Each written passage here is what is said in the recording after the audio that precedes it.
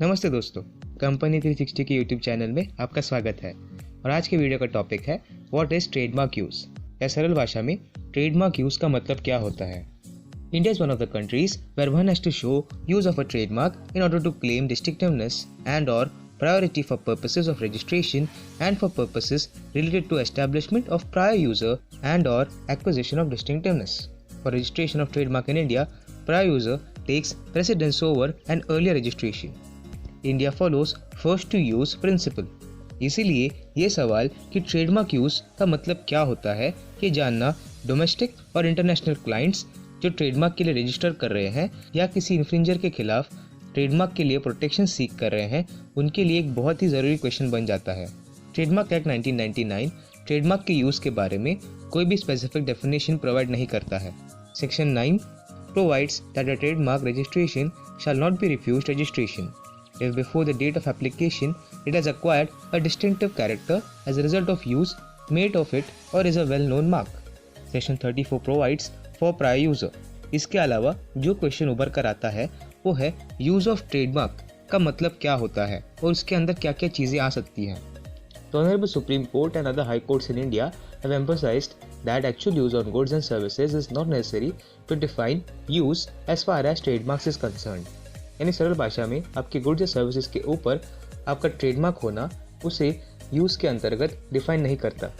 The Supreme Court in Hardy Trading versus Addison Paints and Chemicals 2003 की case में clearly held that it is not necessary that there should be actual use of the trademarks on the goods and services in order to constitute use and that any promotional material can be constituted as use.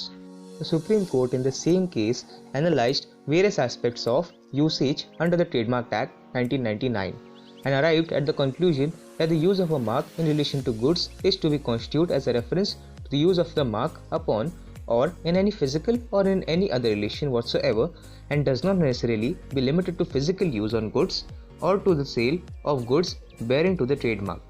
ये बात बहुत सारे लोगों को खुश करेगी।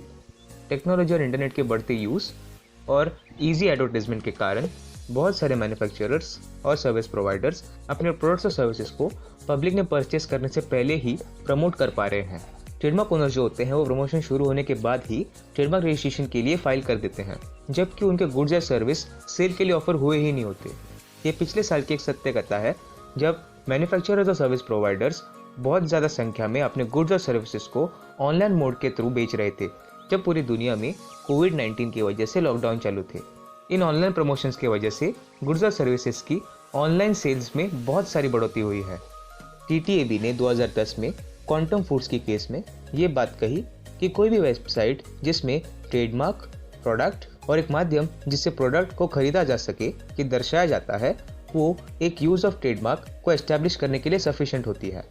In India, use of one of the associated trademarks equivalent to use of another and use of trademark by a registered user or through licensing has also been defined as use of a trademark. The right to have a mark registered in India is not dependent upon the actual use of the mark at the time of registration as was held in Dum's Food International Limited जो plaintiff थे versus Euro Ice Cream जो 2011 की case है।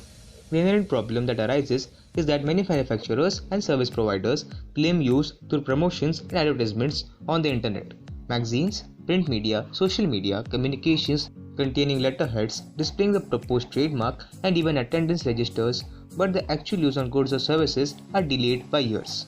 ये हम कह सकते हैं कि मैन्युफैक्चरर्स ने और सर्विस प्रोवाइडर्स ने इस बात का अपने फायदे के लिए गलत इस्तेमाल किया है। It may be a fact that the goods or service has been merely advertised but have not been placed in the market and or have not been rendered. इसका मतलब यह है कि इस बात की पॉसिबिलिटी है कि सिर्फ ट्रेडमार्क पाने के लिए उस प्रोडक्ट के बारे में एडवर्टाइजमेंट की गई थी, लेकिन उस प्रोडक्ट को कभी मार्केट में लाया ही नहीं गया था। In order to address such a concern, it is necessary that advertisements and promotions must be followed by consequent placing of goods and or services in the market. यानी जैसे ही प्रमोशन स्टार्ट होते हैं उसके बाद ही इमीडिएटली उस product को market में launch करना बहुत ज़रूरी है। Delhi high court in 2009 in the case of Pioneer Nuts and Boards Limited versus Goodwill Enterprises held that mere issuance of an advertisement would not constitute a use of the mark. यानी सिर्फ advertisement use of mark के अंतर्गत constitute नहीं होती। Court ने यह observe किया था कि जो ट्रेडमार्क के ओनर है वो बिना किसी गुड्स को ऑफर किए अपने प्रोडक्ट्स को पीरियडिकली एडवर्टाइज करते रहे ताकि कोई भी इन्फ्रिंजर के अटैक से बच पाए। इस बात को एम्फसाइज किया गया था कि quote use of a mark in advertising media must be concurrent with placing of goods in the market if it is to be regarded as a trademark. It was further held that the issuance of a series of advertisements as part of an introductory campaign may be use of the mark in the course of trade but not upon the goods or in physical relation thereto. It was also held that the advertisements issued in the newspapers can hardly constitute the proof of service on the use of trademark from those dates. यानी किसी भी newspaper में अगर आपने कोई advertisement दी है तो उस तारीख से यूज ऑफ मार्क कॉन्स्टिट्यूट नहीं होगी।